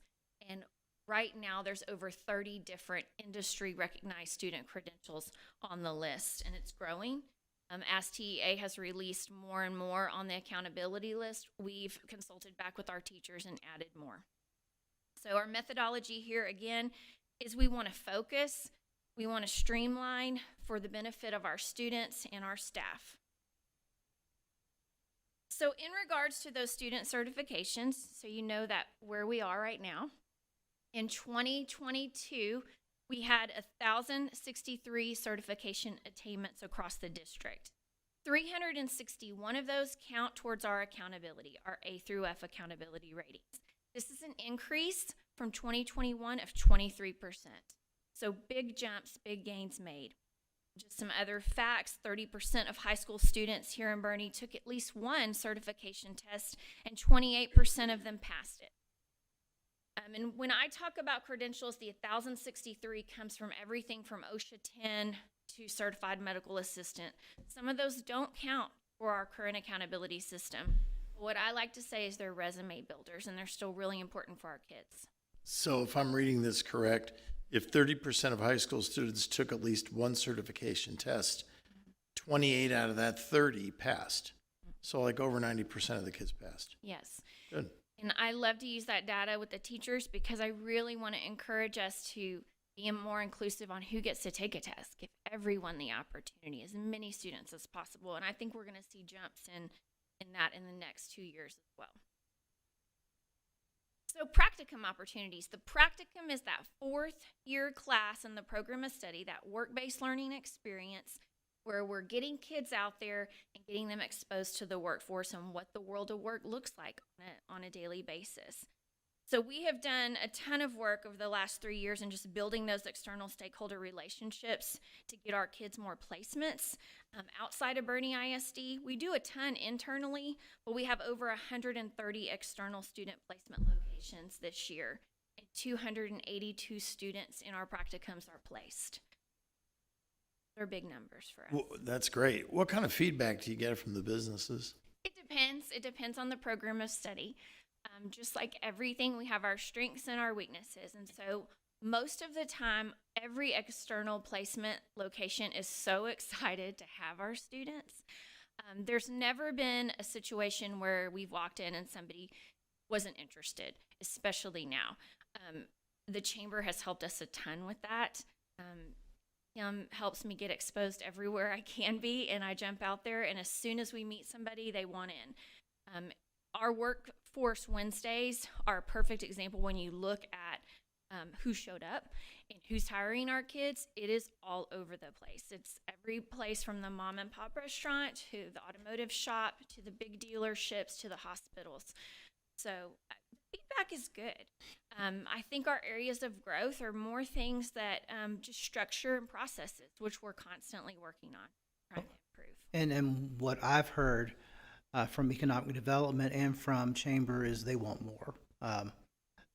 As we grow our businesses here, they want to create that pipeline with us. They love Workforce Wednesday that Yvette put on, and they felt like that was a great start with our pipeline, but they kept going back. There's a myth right now. In fact, there's a committee on economic development that we're not pushing enough children to practicums, and in fact, they've jumped dramatically. And if you look at the number of students that because these are mostly mostly seniors. Right now, it's mostly seniors. We think with the work we're doing that we should be able to get some juniors in practicum in the next couple of years. So keep in mind, right now we have, and I am trying to add up real quick in my head about the number of seniors we have. I think it's 400 at one campus, and I'm trying to look around. And what's yours? 300?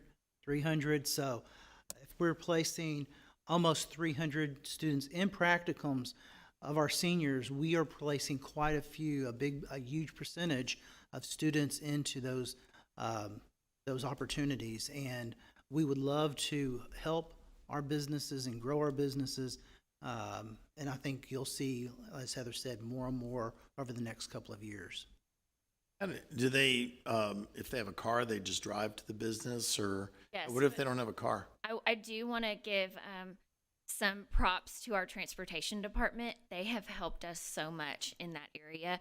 We have some culinary students that go locally, and transportation transports them. We also have some education and training students that use our central transportation department to do that. So we work with every teacher and every program individually to make sure those kids get where they need to get. And I feel very thankful to have such an excellent transportation department that, sees that as a priority as well. You mentioned the education and training. Are those students going into teaching? Yes. And so who do we partner with on that? I mean, Our own schools okay. in that. So they're all over the district. Great. currently. That was my next question was, I mean, I can remember back when there was like a STAR program where the student is in the classroom and assisting a teacher. Do we still have that in place? Yes, ma'am. So in the program of study for education and training, the third level class is instructional practices. So as sophomores and juniors are already starting to go out to our elementary school campuses, and that's exactly how they start. Just observing, helping, and then as they move into that practicum, their senior year, those teachers have really been giving them even more responsibility. Sometimes they actually teach a lesson, and it's been going really well. We need to do everything we can to bring those kids back into the Yes, ma'am. Okay, very good. So, really important that we have a focus in CTE. With that many areas, we really need to think about what our demands are and have a focus. And that for us is work-based learning and an EC through 12 STEM program. That's where our focus has been for the last 3 years, and that's where it will continue to be. So in doing that, we're doing a ton of CCMR work across the district. I work very closely with Larissa and Cindy and our CCMR team. Anywhere they're on a road show, CTE is too. Some of the things that we've done that we feel really excited about are our 6 days of middle school exploration that happen in October. So we basically spend 6 days, 2 days for each middle school to go to each high school campus, and they explore the CTE programs. Those are just getting better and better, and we're getting a ton of feedback from the parents and students about how it's really helped them with their ability to choose that program of study in a better, more educated way. Our CCR 8 classes are rolling really well. Very excited about all the things that they're doing. But it seems like on a daily basis, I get something new and innovative that's happening in those courses that's really helping those 8th graders prepare for their future. We did do some fall workforce lunches. They weren't as highly attended as the spring, but we're going to do another set in May. And we've already started getting businesses contacting us who are interested in those. So the thing I think I want you all to know about the workforce lunches is it's not just a career fair. It truly is a work-based learning experience for our students. Most of those students, a lot of them have never been in front of anybody that felt like an interview before. So although it might only be a 2-minute conversation, it's still a work-based learning experience. So yes, we want to get them placed and we want to help those employers, but it's also just a great educational experience for them. And then we do a ton of stakeholder education, like our college career military fairs, advanced academics night. We show up and we want to get the message out to our parents and our students how important work-based learning is to their future and how important it is to stick in there that 4th year and take that practicum course. That is a big push for us right now. You know, Heather, just one thought. I remember it was about 6 or 7, maybe 7 years ago at Summer Leadership Institute, you know, the school board trustee training program. And some of us went to this, it was a district in the Houston area, I can't remember which one it was, and they talked about what they did with their 8th graders to get them ready for their high school options. And I remember thinking, you know, we need to do something like that. And what you just described is way more than that class that we took. I think, Donna, you might have been in there with me. What we're doing is way more. And so I'm happy that there's been this progress. Well, and the important thing, too, with the change in our GPA, it allowed for these children to be able to do these things without having to negatively impact their academic point collection, I guess, if you will, right? So Absolutely. And just for y'all's information, also federally, there's recommendations that come down about programs of study and what kind of curriculum we offer in CTE. And for a district our size, the recommendation is only 6 programs of study, and we have 19. And I want to thank you all for that, because without your support constantly throughout the last 3 years and approving some of these innovative ideas, I probably wouldn't be happening. Also, these numbers I wanted to show you. Just very, very excited about the enrollment gains that we've made from 21 to 22. Having that laser light focus on an EC through 12 STEM program has really earned us huge gains in STEM. Our STEM enrollment has jumped to 1,098 students. It's a jump in 1 year of 755 students. So that is huge, but every area gained. Every area has gained numbers in CTE. So students are getting in those programs of study, and we're retaining them in those programs of study. Really good news. So You go back, I didn't get to see the little box at the top.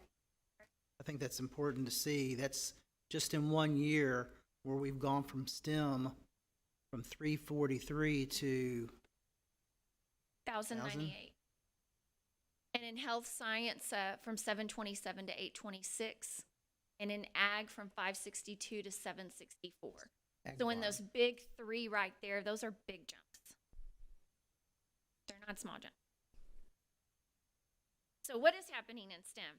This has been a labor of love, and we're in year 3 of our Project Lead the Way implementation for our engineering program at the high school. So this was our first year to offer engineering design and development, which is the 3rd level course. And it has paid dividends as far as student retainment. We really saw a huge improvement there. We implemented Project Lead the Way Gateway curriculum at our middle school level in not only our STEM courses, but also in our digital learning courses, digital literacy courses. So what we've done there is in our STEM courses, we've put in curriculum through Project Lead the Way that focuses on the engineering side. And in our digital literacy courses, we've implemented curriculum that focuses on the computer science side. And we are seeing big dividends there in regards to those students understanding which way to go as they enter their freshman year. And I think they're enjoying themselves too as we visit the classrooms. P-Tech cybersecurity, we're almost done with year 1, and we are heavily recruited for our year 2 cohort. This has been a big undertaking to really address that cybersecurity need and the workforce demands. And it will also help us on our accountability side because of the different types of certifications we're able to offer to those students. So we have about 60 or something like that in the 9th grade? Yes, yes, sir. And how does signups look for next year? Increased. Increased? Yes, at the same and an increase. So we're always kind of between 65 and 75 is where our numbers have kind of been lingering. But as you know, at this time, we always have people who come up late. We've had some students who are sophomores who've decided that they want to join P-Tech, which is wonderful because the state blueprint tells us that we should be allowing for multiple entry and exit points, and our students have that and they can do that. So that helps. You may see numbers where we started with 65 students in year 1 cohort, and then you might see it jump up to 70, and that would be why. This is new, and until the community and the students, it's so new, I don't think they know the benefits quite yet, even though we've been out there and putting it out, but until we get that first cohort through, if we can get a little bit more each year, it will build upon itself. Once that first cohort is through and our children are walking across with their certificates, or whether they go through and they get their 2-year degree before they get their high school diploma, then we'll do the benefits, and it will also benefit in the medical one. Yes, and the health science medical, which I'm going to tell you about in a second too. But also, just for you to note and to communicate throughout the community, we've been very careful to plan that when our kids leave us, even if they leave us without associates, they can articulate for that 4-year degree if they would like. So, but I think I've told y'all this before, that our industry partners tell us that when our kids leave us, they can make $80,000 to $90,000 just where they're at without even having a 4-year degree. One thing we'll be able to say, as Dr. Price mentioned, in a couple of years, when our first graduating class has 65, 70 kids with their associates, you think even if that student were to go to a JC, we don't have a JC in Kendall County, but if you pay out of county tuition, maybe it's 8, 9, 10 grand a year, that's $1 million plus in saved college costs. That's huge. Yes. And that's something we'll be able to talk about in a few years. As we mentioned earlier, and you heard Dr. Price talk about earlier about esports expansion, that is something that is expanding, and we're very excited about the fact that they had a tournament on Saturday. It was so neat, and the kids were so engaged and excited. We are working on making that a part of our EC through 12 STEM initiative. It is a part of it, and it fits very nicely into one of our programs of study, programming and software development. So that's coming, hopefully. It's a good hook.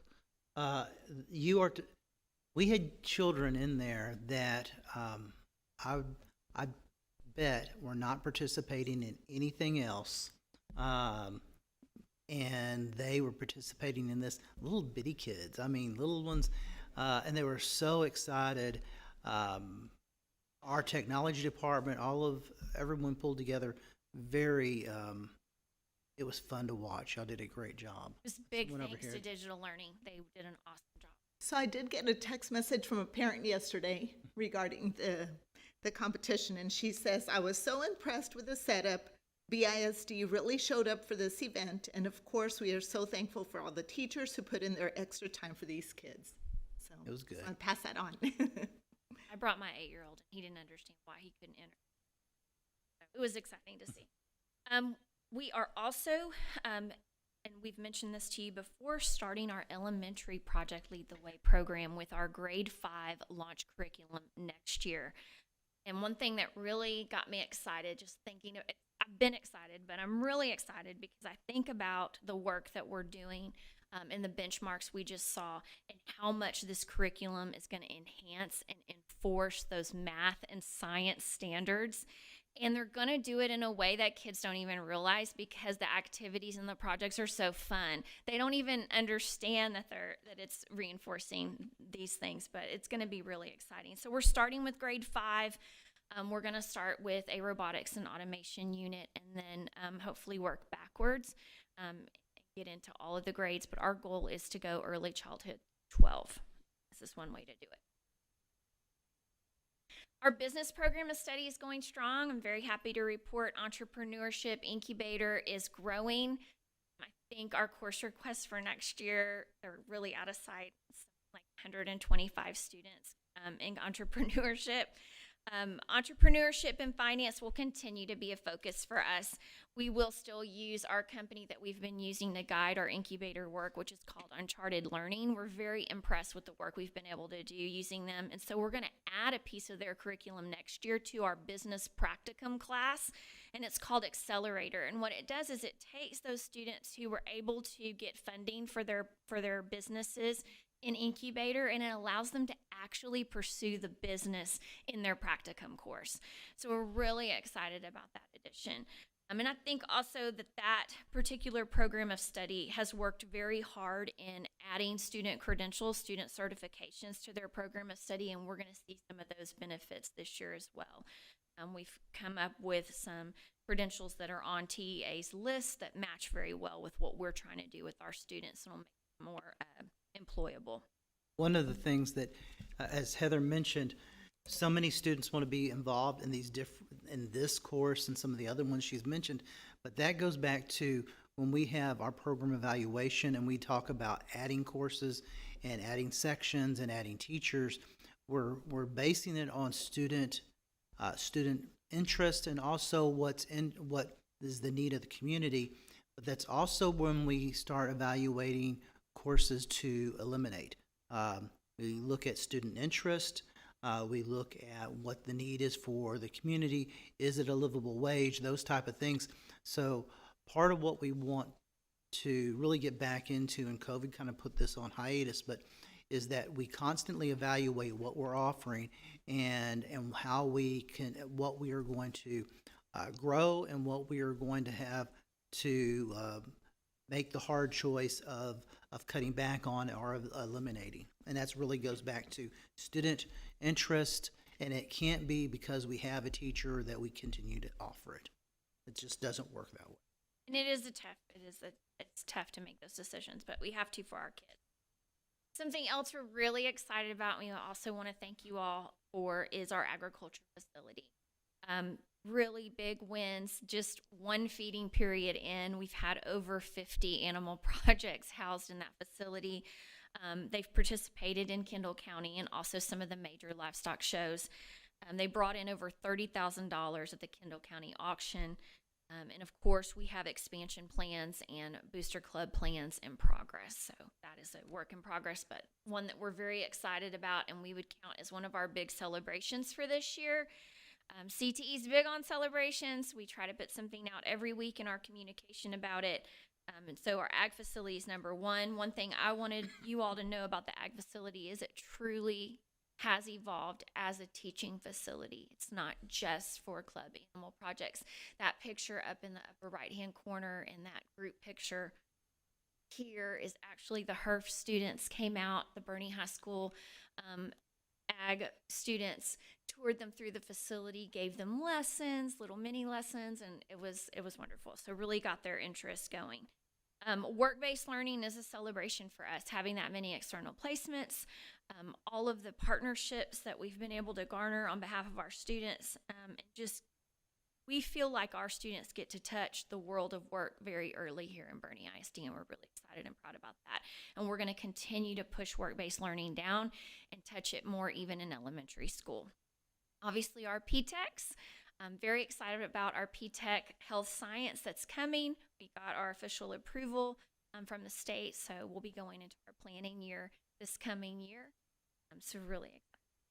Lots of CTSO wins. CTSO, remember, is our career and technical student organizations. We have one that's attached to every program of study, and they go out there and they represent us well. We have FCCLA going to state, HOSA, FFA's right in the middle of it right now. They have their area contest this weekend, so lots of good things going on. Our UIL champion that you saw tonight and got commended, we're really excited about that. And then what's coming? So we want to continue looking at our programs of study and making sure that they're coherent, just like Dr. Price said, looking at not only industry demand, but student interest, what our community wants, and then making sure that those programs culminate in a student credential that prove that our kids are workforce ready. Our P-Tech Health Science at BHS is going to be a big focus the next couple of years, as well as just keeping our P-Tech cybersecurity rolling.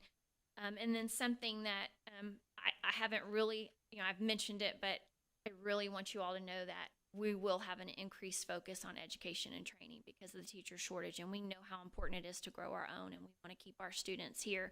So we're really going to look at that in the next year and try to find some ways to not only encourage kids to be in education, but to make sure that that program of study is strong.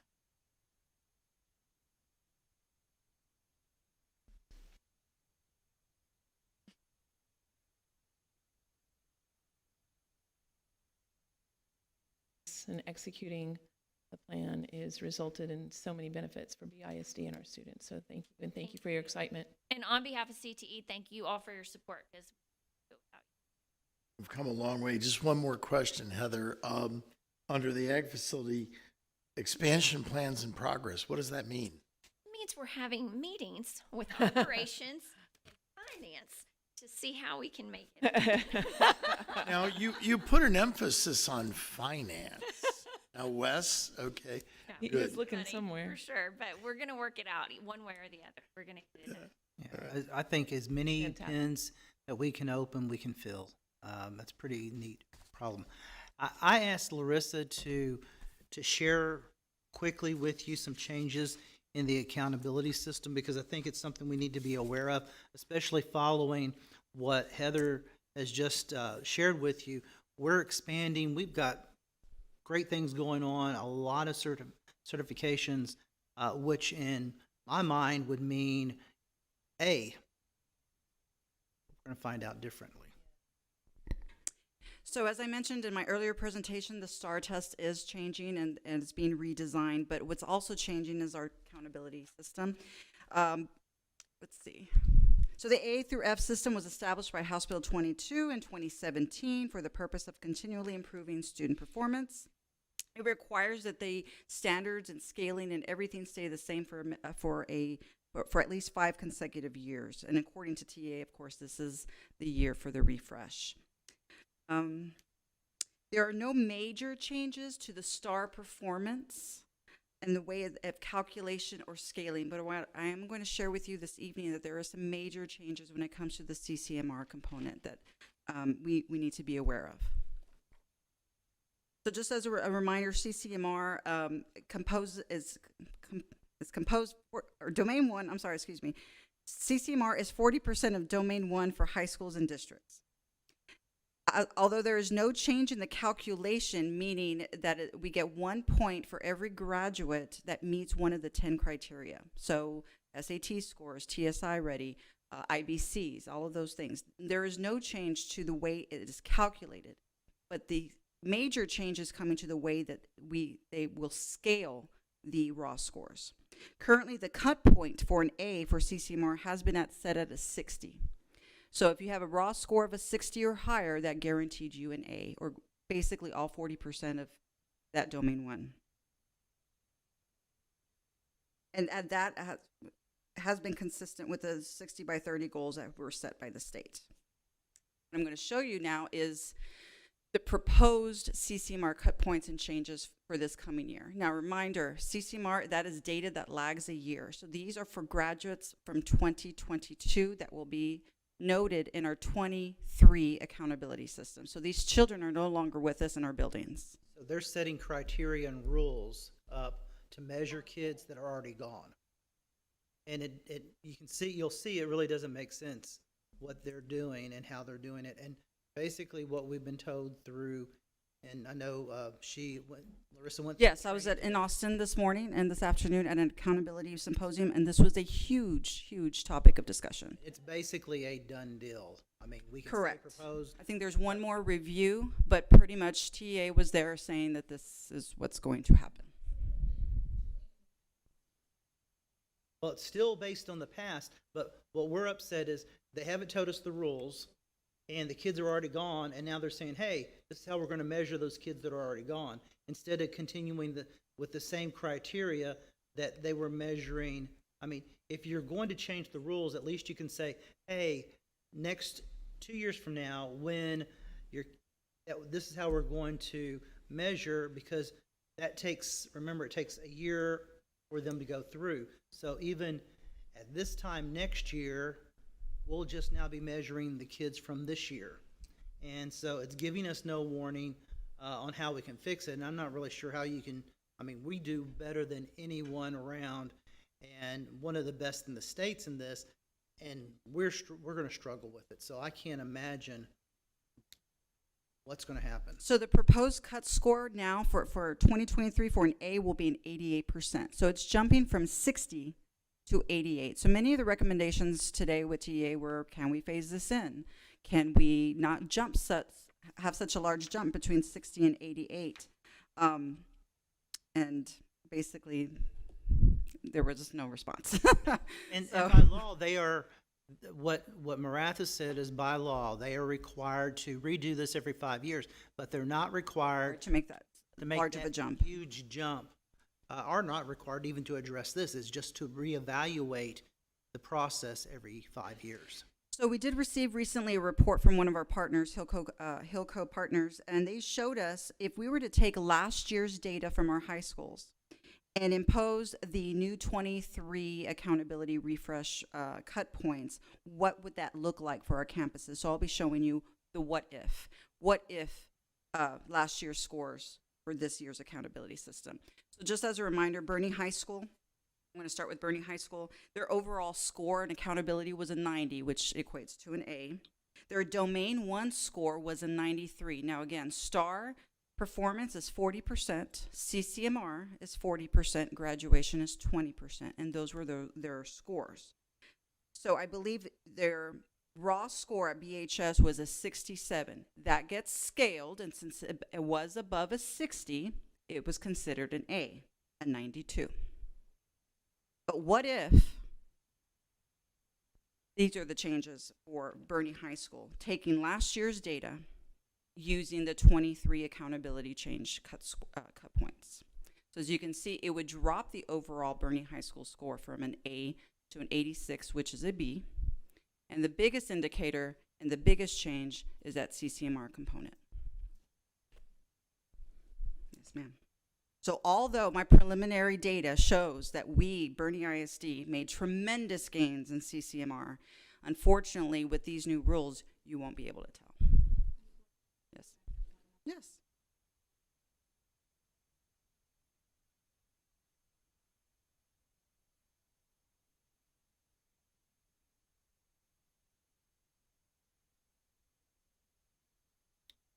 I was able to get the same data for Champion High School last year. Their overall achievement score was a 91, which is an A.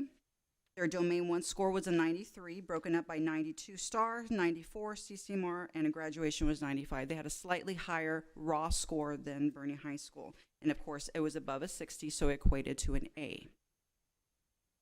With the proposed changes, that would drop Champion High School overall percentage to an 87, which would be a B. And again, the largest drop would be because of the CCMR. Due to the district.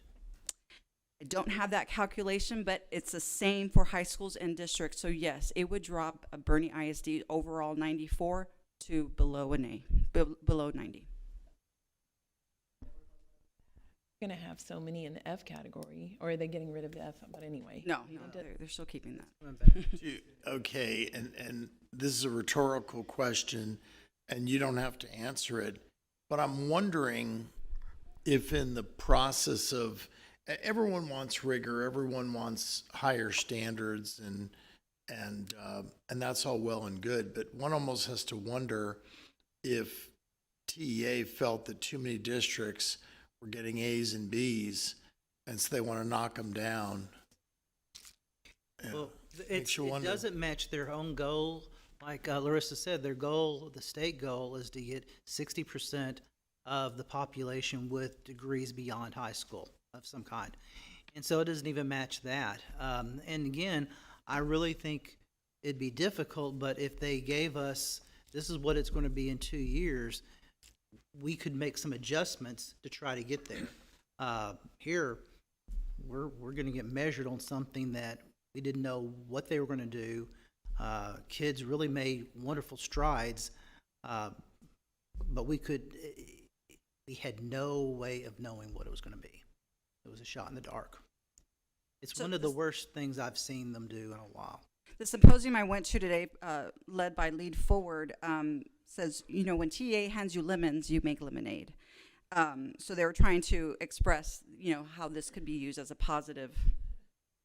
Not And when I'm- you're an A going to a B. That, I don't know what kind of positive that's going to be. Moved in so many areas. It doesn't make sense. My assumption, which could be very off base, is this would transfer more of the higher grades over to Domain 2, which we're never really going to be part of because of our demographics and our kind of baseline of achievement. So districts that depend more on Domain 2 probably get a relative bump, and then districts like us that really have to depend on Domain 1 are going to get knocked down a little bit. And it's a math way of forcing a more even distribution of performance on paper without actually reflecting academic. That's my 2 cents. I trust you. And I agree with you. Again, I'll keep going back to, if you told us this was how it was, even 2 years ago, if they told us this is how it's going to be now, we might have been able to make more adjustments, more push to do something to combat it. It's the part that drives me crazy is this is what we're going to do to last year's students. Correct. Just as a reminder, we don't get our star scores, and they're not released until August of 23, and the A through F ratings, therefore, will not be released until September, so after school starts.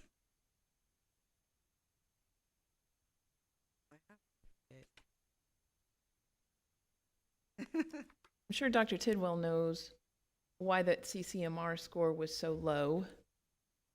Can you briefly, I mean, we've made so many improvements, so what happened? How did, Let me go back to this. So for example, I'm going to use Bernie High School, the class of 21, which was last year's accountability 22. Their raw score of students, they had 67% of their graduates who earned a CCMR indicator. So they take that 67 and they scale it. So there it's showing anything above a 60 raw score, you're going to get an A. But now for 2023 in the refresh, you have to get an 88. So Bernie High School would have to have 88% raw score in order to earn the A. And we dropped from A to C. If you just look at that, because if it's 67, it's 60. Correct. If he stayed at a 67, no, I'm sorry, it would be a B, sir. No, wait. 78. No, you're correct. It would be a C. Yeah. So, I mean, that's the. So 40% of the CCMR grade is a C. So 40%. CCMR is 40% of Domain 1, That's which the one we- carries the same weight as STAR performance. Think about it like that for high schools and districts. Star is 40%. They're the same. too. So remember, CCMR is for one cohort of students, graduates, and then STAR performance, of course, is 9th, 10th, and 11th graders. and they're trying to focus on CCMR, but then they're going to move everybody in Domain 2 because, anyway, it just didn't make sense. There are several changes to Domain 2, which I did not prepare for this evening. We can do that at a board Right. workshop because it's House Bill 4545 progress of those students. It will be monitored, and so that will be added into the accountability system. That's something I learned today as well. Right now, what's the percentage of schools in the state or districts in the state that are A-rated? Is it like 70, 80%, something like that are A-rated? Or They're A-rated? No, sir. It's lower. It's not that high. I can find that information out for you. I don't have it readily available. No, it's much smaller. We'll find it. I think 78% are above the D, are not failures. Oh. That sounds more like it. It sounds more, if I remember right, about 12% are, we don't, there's no one got an F this year, but about 12%, if you look at the number score, is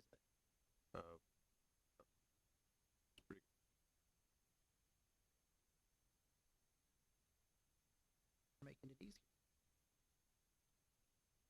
other questions? Yes. I don't want Yes, I am. shock in August. I was notified that sometime in May I will be able to get what-if predictions for all of our campuses, not just our high schools. So I'll be ready to share that as well when we have them. Thank you. Thank you, Larissa. Okay, our last item is business. Mr. Scott. Prepared jokes. He's already shared them with us. You got a good one tonight, Wes? Knew that the interest and the questions that would come from the report itself are going to take no jokes tonight, unless you Postpone them till next time.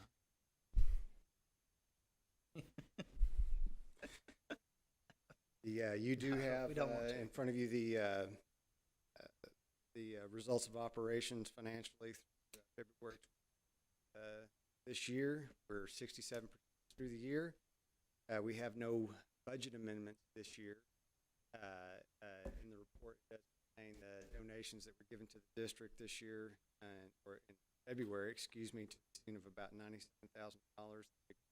That related to the donation by Boston for their out fencing. And that was discussed in previous board meeting. We actually received that donation in. We appreciate every dollar that's given by interest to the district of our students. I think the story of these set of statements relate to the tax collection. I noted previously we had a dip, and there was some uncertainty related to the amount of the early February collections because of the storm that happened right at February 31. And see by that not only are Bernie taxpayers still diligently paying their taxes, they've done so a little bit more diligently than last year. So we're track at over 90%. At this time, I will entertain any questions or concerns related to these statements. Questions? I have a few, Wes. On the general fund page, how is our attendance update and our weights for WADA? And do you think there's any opportunity for us to have a lower recapture than 9 million, or could it be higher? I'm currently projecting a recapture at 8.357 million. That's based on ADA of 10,090. Right now we're doing 1,070. The fourth 6 weeks, every 9 weeks, but attendance is still recognized 6 weeks. And the 4 6 weeks, which is generally the lowest percentage of the year historically, and COVID out of it, was the best so far this year. It did match the first 6 weeks, which was really unusual. This 6 weeks isn't measuring. If you went by history, fifth and sixth 6 weeks would be better than the fourth. That hasn't happened so far, but it's keeping pace. Good. So there's an opportunity we may come in under 9 million. We might. Just keep in mind that the difference between 8.3 million in recapture and 9 million is no more than 90. Oh, okay. And so it change quickly if we trend upward. Okay, and the other question I had was on child nutrition. We've already exceeded federal revenue for the year than what was originally budgeted. I assume that means that our free and reduced percentage is up from 2 years ago? It is up from 2 years ago. Yes, it is. our free and reduced percentage is up from 2 years ago. The thing that is a little bit misleading about the federal program revenues is that there are 440,000 in one-time revenues that came in from specifically from ESSER torture. Oh, okay. And so that is a little bit. Okay. And then the last question was on the debt service page. Is the state, where it says state program revenues, is that the hold harmless? That is the hold harmless. So we that was a little bit difficult to estimate going into the budget year. We had ramped it up from 240 to 400,000. Just it was a shot in the dark. What would happen? But more than that. So, and we're like 97, 98% to our local revenue in that. So, and we've only collected 95% of our taxes.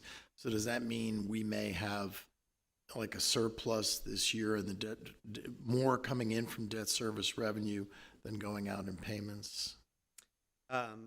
We originally budgeted $1 million deficit, so that's and that remained consistent with any amendments we had. So we're looking like we're going to come in better than we anticipated. That still will only get us to about a break. Keeping in mind, right now, the debt service fund balance is essentially their unpleased bond rating. More than anything else to make, August scheduled payments right now in August are $5. Gotcha. 10 and unbound. Some available. One. Great. Okay, cool. I would like to say one more thing about debt service.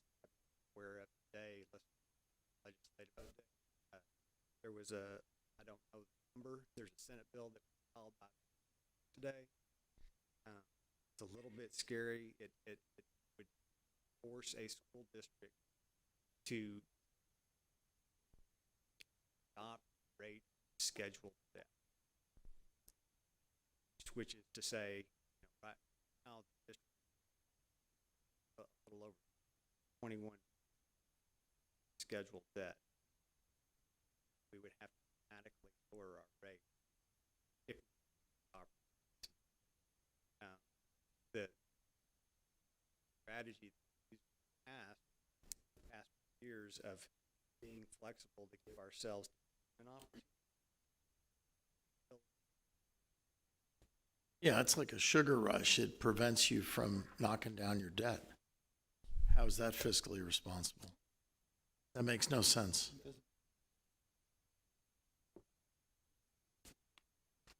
Okay. We'll have to kill that one. Kill the bill. All right. Do we need a motion here? Mr. President, I move to approve the budget amendments, donation report, and tax collection reports as presented. Okay, we have a second. A motion and a second. Any other questions?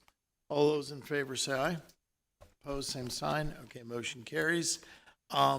We will have our next meeting in April, third Monday in April. And if there are no other questions, I'll entertain a motion for adjournment. Ms. Sharp, okay, since you only have 2 months left, we're going to miss you. I wanted to see if you wanted to make the motion. You made the motion. Maritza made the second. All those in favor say aye. Opposed? Great. Good night, everybody.